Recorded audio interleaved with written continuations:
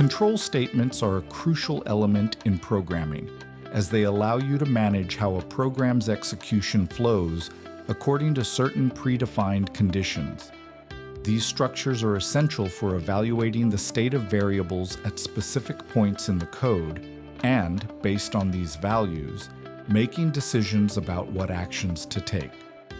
Instead of executing the same instructions sequentially, control statements provide flexibility by allowing the program to deviate, repeat, or terminate its execution based on evaluations performed at runtime.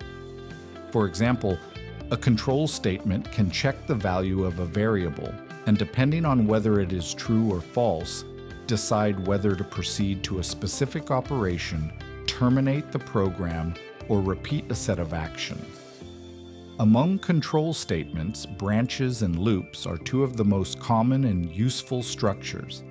Branches such as if, else, and switch statements allow you to divide the program's flow into different paths depending on whether a specific condition is met.